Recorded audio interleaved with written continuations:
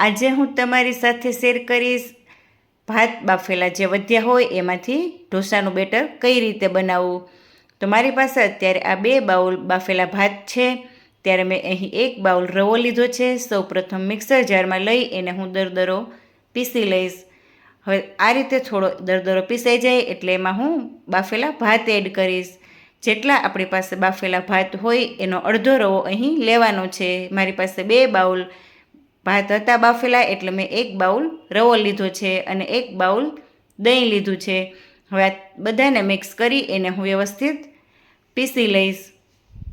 અત્યારે પીસવામાં આપણે પાણી નથી નાખવાનું, ડાયરેક્ટ એમણું જ દહીં સાથે ભાત અને રવાને પીસી લેવાનું છે। બેટર અહીં પીસાઈને તૈયાર છે, તમે જોઈ શકો છો એકદમ સ્મૂથ એવું પીસાઈ ગયું છે।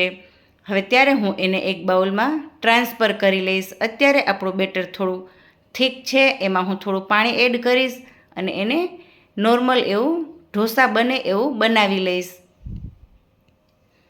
પાણી એડ કર્યા બાદ એને વ્યવસ્થિત મિક્સ કરી લઈશ। ત્યારબાદ હું એમાં જરૂરિયાત મુજબ નમક એડ કરીશ અને નમક એડ કર્યા બાદ હું એને અડધો કલાક માટે રહેવા દઈશ, જેથી કરી આ બેટરમાં થોડું ઘણું એવું આથો આવી જાય અને બેટર જે છે એ પ્લફી થઈ જાય। આ રીતે અડધો કલાક થઈ ગયા બાદ હું એને ચેક કરી લઈશ।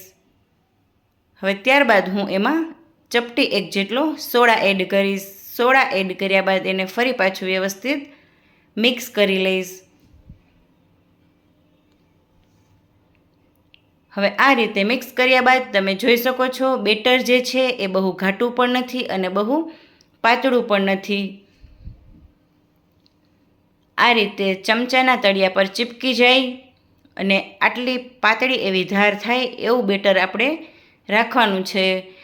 આ રીતે તમે જોઈ શકો છો વધારે પડતું પાતળું પણ નથી કરવાનું અને વધારે જાડું પણ નથી રાખવાનું।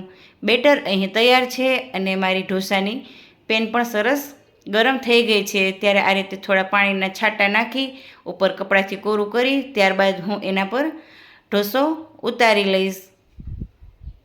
તો આ રીતે તમારે જે ભાત વધ્યા હોય એમાંથી જરૂરથી એક વખત ઢોસા બનાવવાની ટ્રાય કરજો। એ ખૂબ જ ટેસ્ટી પણ બનશે અને ક્રિસ્પી પણ બનશે, સાથે સાથે એકદમ જાળીદાર પણ બનશે।